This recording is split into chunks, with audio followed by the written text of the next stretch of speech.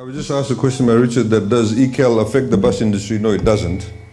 ECAL has been, as you know, currently, if you're going to stay at a hotel that makes more than $1.5 million, or you go and drink beer at a pub that makes more than $1.5 million, or rent a car from a company that makes more than $1.5 million, or go and watch a movie, then you pay 10% ECAL. In this budget, we've now extended it to motor vehicles, all motor vehicles. These are passenger motor vehicles, not buses, etc. But we also extended ECAL to things like equipment that uses a lot of energy. So washing machine, clothes dryers, dishwashers, hair dryers, air conditioners that have very high output of chlorofluorocarbons. That's what it's been extended to. But it does not affect the bus industry at all. Can I also make a request with just to give you some tips on how to win some brownie points? If the bus industry can come together to address issues to do with the environment, or even some signage on your buses to keep Fiji clean. As you know, from the 1st of Jan, the single-use plastic bags are going out. They'll be banned. So you won't be able to buy those bags, or even at the markets, you'll be completely banned. So the single-use plastic bags are what we call high-density plastics. It's opposite. The thicker plastic bags that you get, for example, when you go to Tapu's or Jack's, when you buy things, the thicker ones are called low-density plastic bags. They'll still be around, but there's a 50 cents levy on that. But we're promoting what we call a lot of woven bags. Narcis is already going to start making those bags, the non-plastic bags that you can now get at supermarkets. So it would be good if the bus industry, obviously there's a lot of rubbish thrown out of buses. We are currently, as announced in the budget, we are working with, we had called in when the bus companies came in, I think that morning or the day before that, we had called in all the different producers of the fizzy drinks, your Coca-Colas, your Tapus, your Pepsis, your Motibais, the Sprint, etc. We call everybody in to talk about these things. What are we going to do with these bottles? In New South Wales, in South Australia, Western Australia, in Queensland, they have what they call a container deposit on each of these bottles.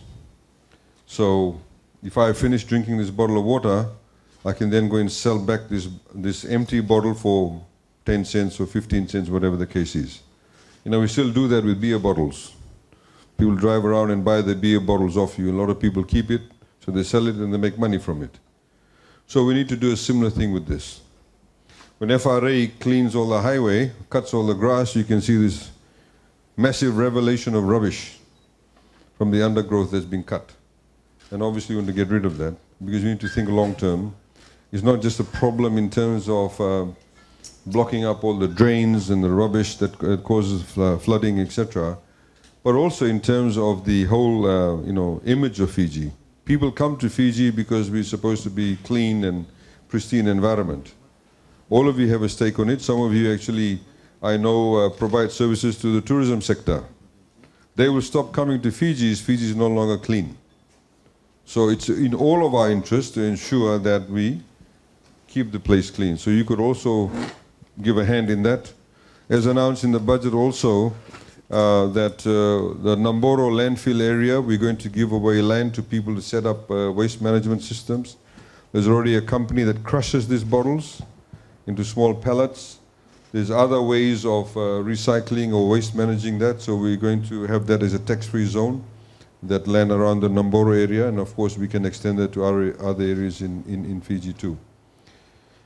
I discussed when we met last time in Ministry of Economy about garbage disposal from the buses, about having rubbish bins or having signage.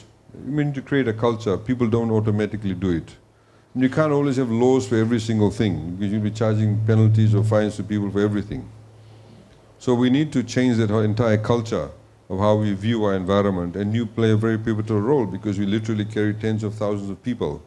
Every day, if they see the signage psychologically, it will affect them, and hopefully in a very positive manner.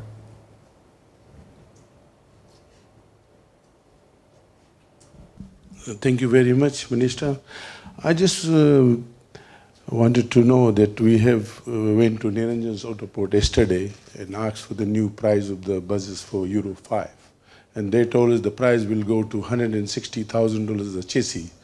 So we're supposed to buy Euro 2, Euro 3 is $100,000, and the body is completed about 190,000, 200,000 open buses.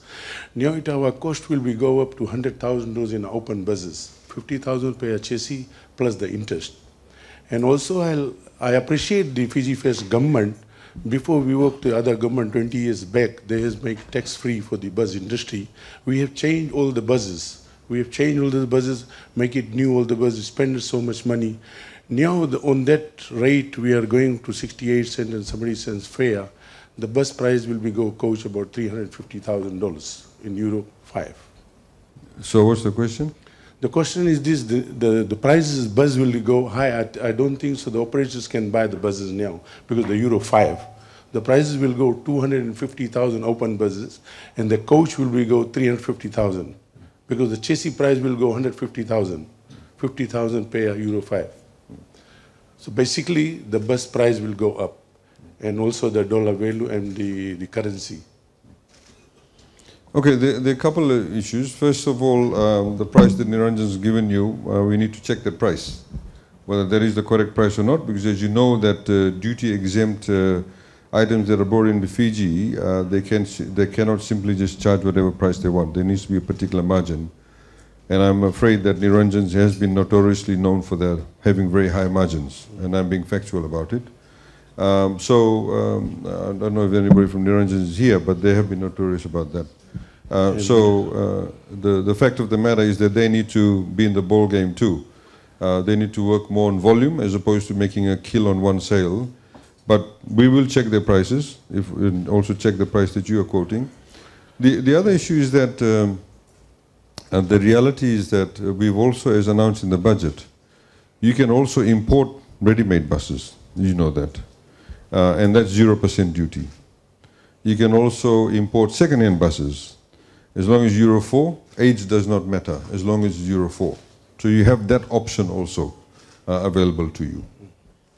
Like the bus operator is saying, the increment of the bus fare, it's not only the bus, the fuel prices, like you said, not only the fuel prices, the prices of the buses, the drivers' wages has gone up, FNPA has gone up, levy has gone up, the expenses has gone high. The mechanic's wages is going up to $400 to $500. So there is other sector in the business, not only the fuel price.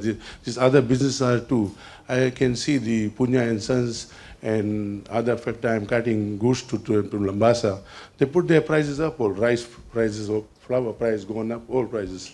And also now the Fiji Electric Authority is application to the after 11 years they wanted the bill to be go up. So same issue we have, the other expenses are there in the industry. So we are struggling in the industry. The bus operators is working 7 days. In the holidays, we got not much money in the bus, the routes, but we have to pay double time. And double time for the mechanic and double time for all the workers. And we work 7 days in the industry. I know that. Yeah. We already had this discussion. Yeah, I understand. But my point is this. You only raise it when you ask for a bus fare increase when the price of fuel goes up. You have not done that continuously over a period of time. You see, when you came to us in 2008, 2009, when we gave you the VAT, you said keep the VAT. And then we said carry the pensioners for free and disabled people for free. You agreed to that.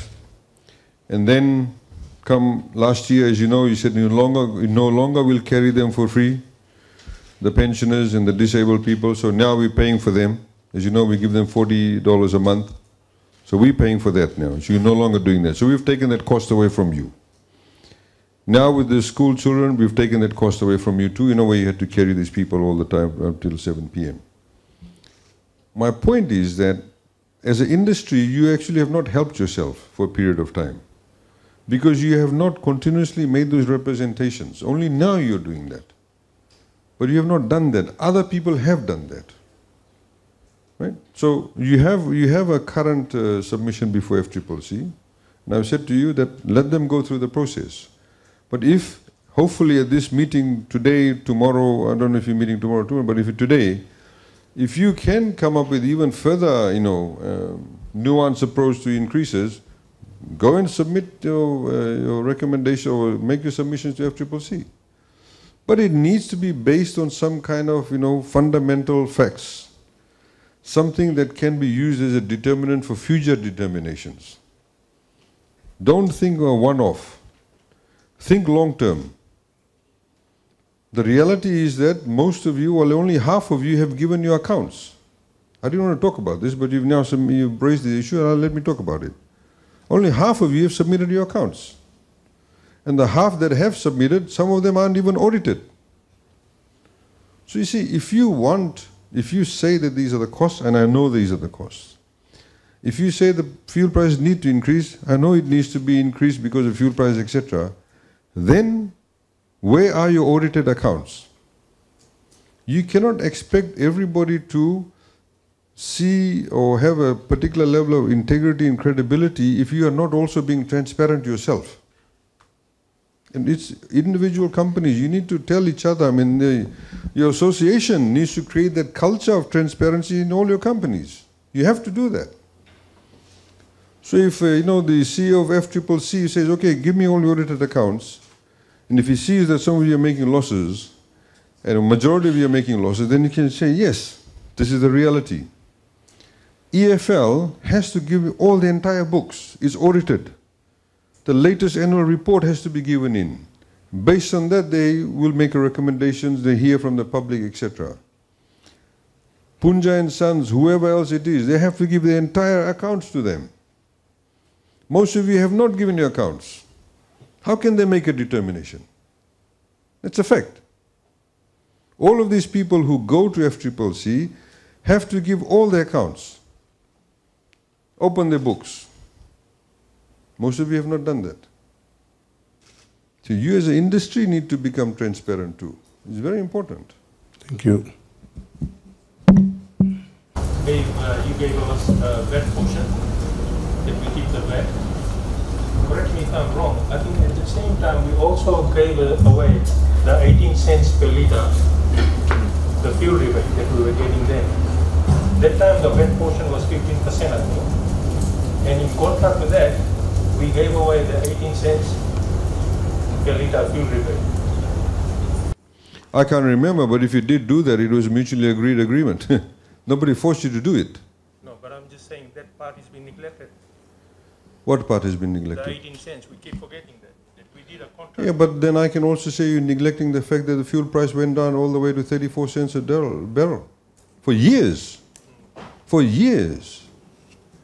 Fuel price hovered between 32 cents a barrel to 40 cents a barrel for years.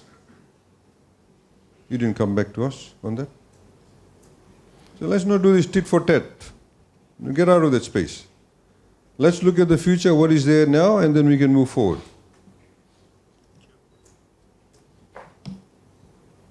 Mic there, please. You want mic? Changing the topic a bit, Mr. AG. Talking about digitization, wholeheartedly welcome the e-ticketing initiative. I see Vodafone there. How open is the government in terms of we want to move to a next level of digitization, which is not just e-ticketing, efficiency of buses, monitoring that, maintenance, into the extent of cameras as well. Cameras for two phases. One is monitoring and also for utilization for authorities. And we want to open that to the authorities for planning and publications and all that sort of stuff. So cameras in buses? Cameras in buses for monitoring, but also for like when we have debates with various, hey, you said, I said, she said, like, okay, here's evidence on a few things, whether it's theft, whether it's for population density, whether it's planning purposes, that sort of stuff. So you mean cameras in the buses where the drivers are? But I think some companies are already doing that. Yeah, no, I'm saying from an enforcement perspective, from a regulatory environment perspective, there's a bit of a... I don't think we have issues with that. I think the DCs where one of the drivers got assaulted, they're using that footage from the camera as evidence for the police. So definitely, yeah, this is not a problem. I mean, as you also know that we made an announcement in the budget that in this financial year we're going to start getting the mini buses to get e-ticketing also. And that, of course, is another area that needs to be enforced. So we'll also know what they're doing, what they're up to, where their loadings are. LTA, of course, has to get on to the GPS tracking for the various stages of the buses, so you can have tap on, tap off, which will make it a lot easier. It was interesting, you know, I was in Sydney for 2-3 days, and you know, now, I mean, as opposed to having lived there for many years ago, you know, you physically actually paid cash. Now, you cannot get into the rail system unless you have the card.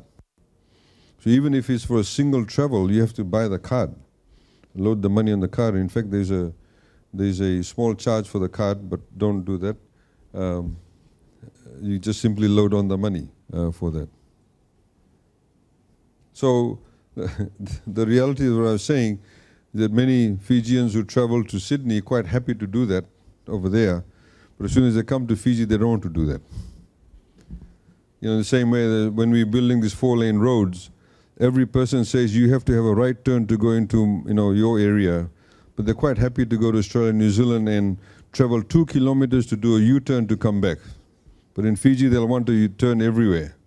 I mean, you see the 4-laning, and a lot of them, of course, apply political pressure. I'm sure COFRA will agree with that. In fact, I think many of the turn-offs in Nandi, the Martin Tyre area, should be actually closed. People should be able to go around and do U-turn. I had somebody calling me up regarding this 4-lane road from Nassori to 9 miles, saying, oh, you know, I won't be able to go to that property because I have to travel another half a kilometer. Big deal. But they're quite happy to do that in Australia and New Zealand, but not in Fiji. So we have to have a change in attitude, you know, in the way we think. And you can drive a huge level of change in your buses. People sit in your buses.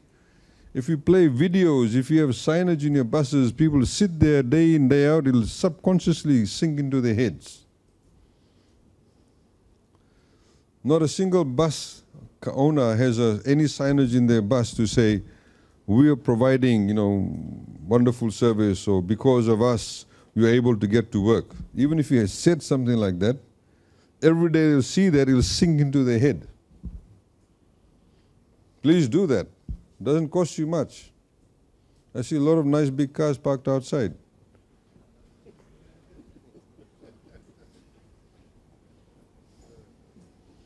Say, I got 2 questions. Yes, sir. Oh, sure.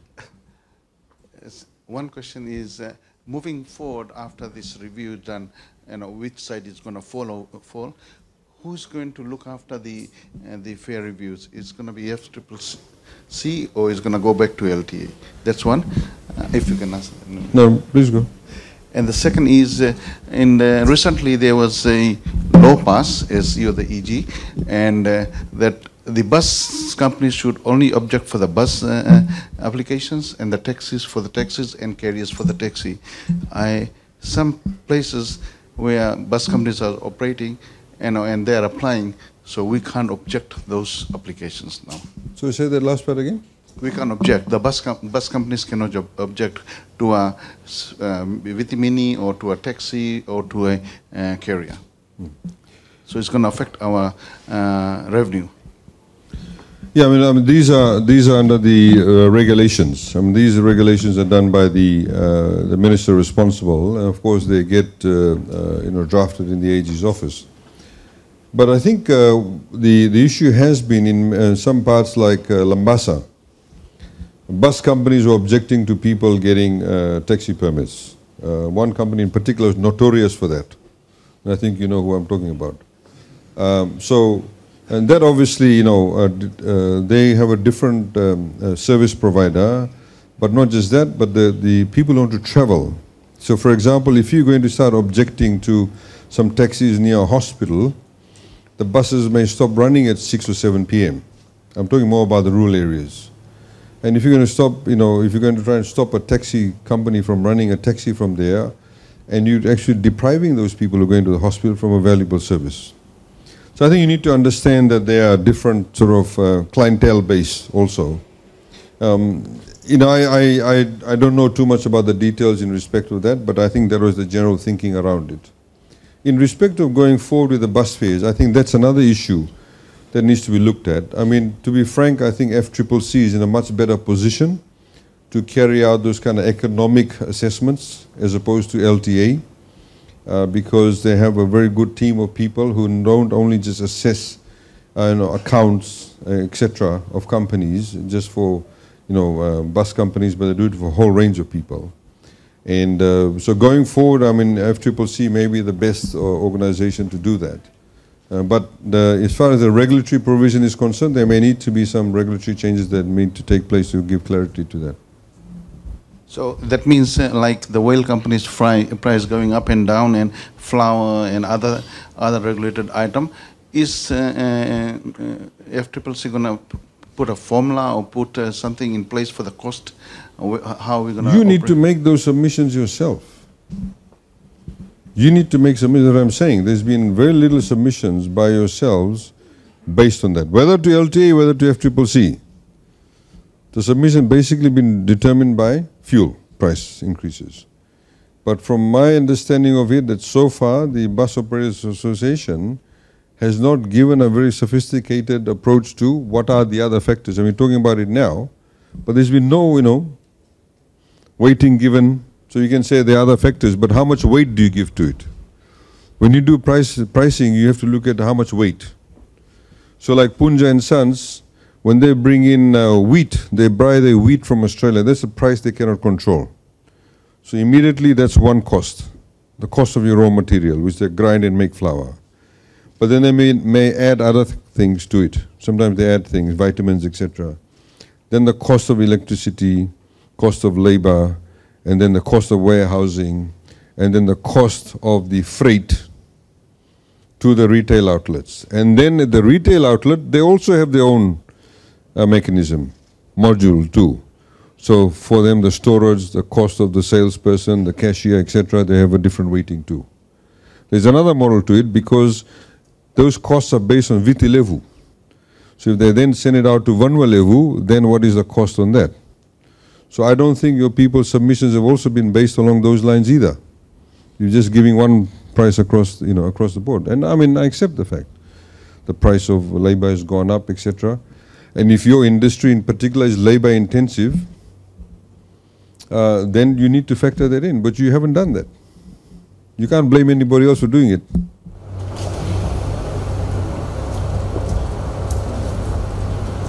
Further to what Nisar was saying about these regulations that come in about RSL, your reason was about the hospital, taxis in the hospital.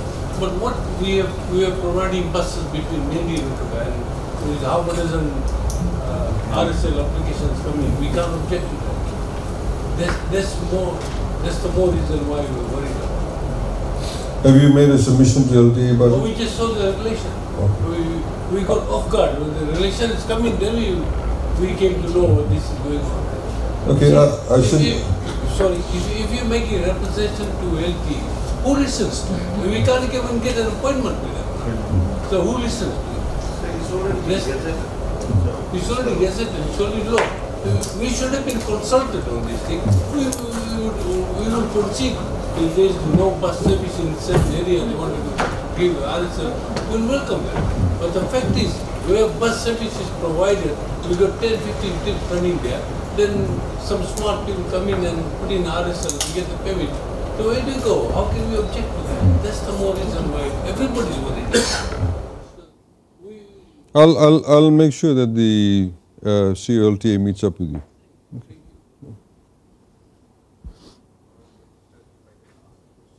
Sure. Before that, let me just congratulate on the mic's not working. You take this? Yeah. Let me start by congratulating you on the budget announcement. I've read commentary on it being a very fair budget, consistent budget. If you ask me, I would say it's a courageous budget. I've not seen previously national budgets being the deficit trying to be actively reduced for a fiscal consolidation or such a reduction in expenses. when you reduce the expenditure of public service from 33 million to 5 million, I think. I think you're walking the talk and setting a new precedence here that we have to work smarter, the industry, private entities, all of us. My question is on the electric bus. This is an initiative that you've had for 2 years. We have had for 2 years now. How successful is it? And whether, if it's not very successful, because I've seen some newspaper articles about plans to do it, but not any buses on the road, whether this fund, whichever fund that is kept allocated for this, can be used for things like interest subsidy for Euro 4 buses for the operators, as well as whether the funds that are available with Reserve Bank on environment adaptation funds, whether these funds can be used for some sort of interest rebate or subsidy for the operators. Yeah, the Reserve Bank certainly has funds in that respect for environment-related matters. So anybody that brings in electric bus will be able to get some attractive, pricing in terms of interest rates, most definitely. And of course, like I said, government will actually contribute towards that. But even before that, we need, and again, you see, I come back to you as an industry. The industry has not mentioned anything about it.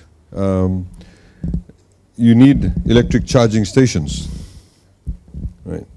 So we have been, for the past 2-3 years, giving various tax incentives, tax holidays. If anybody sets up electric charging station, initially we had a threshold of 2 million, then 1 million, we brought it down, I think now to $250,000. If anybody sets up electric charging station, minimum investment $250,000, you get a tax holiday for 5, 7, all the way up to 13 years.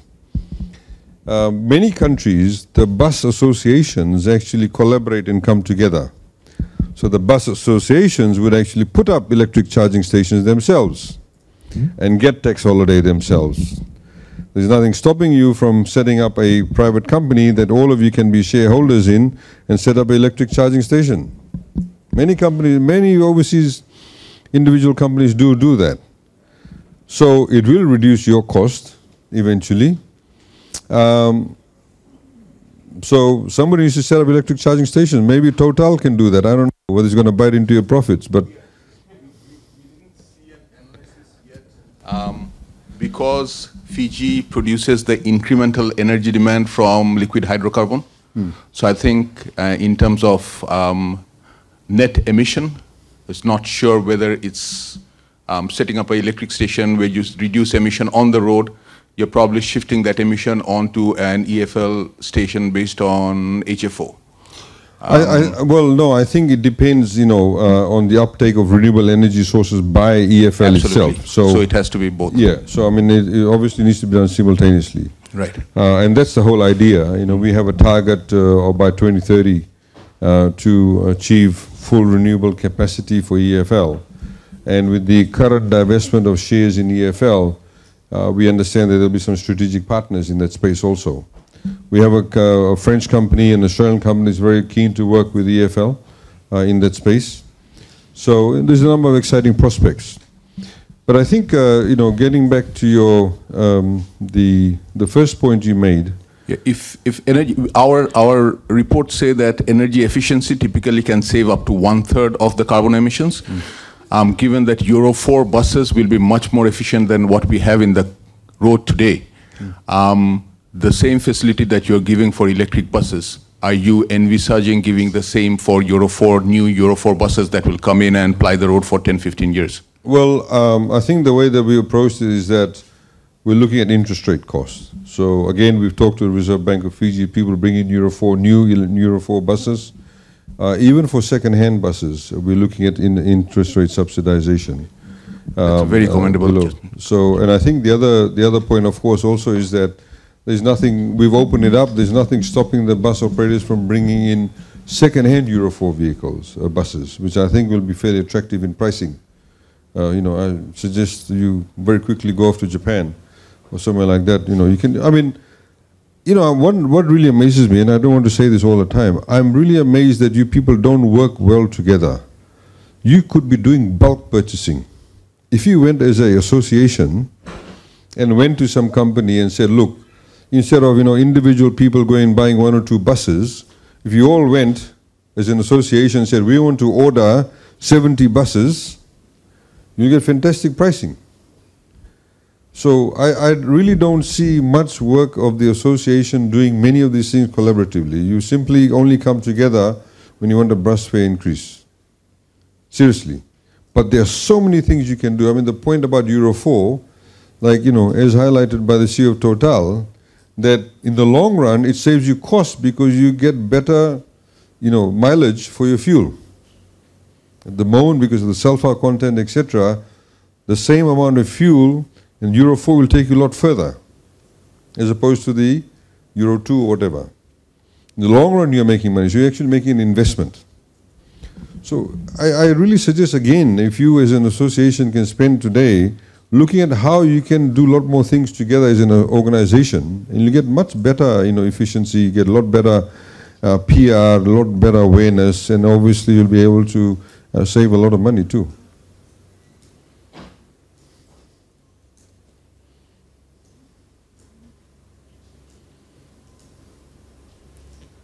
Okay.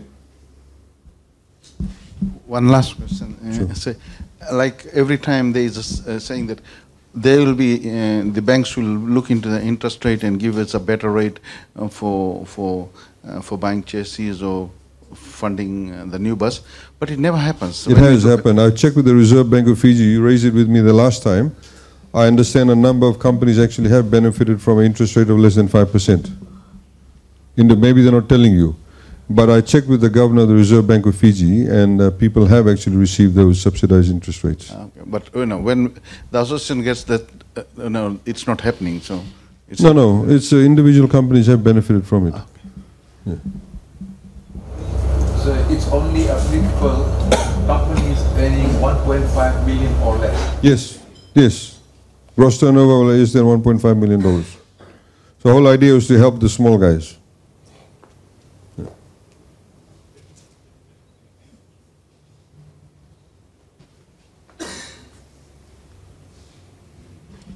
Any last questions before we close and go for morning tea?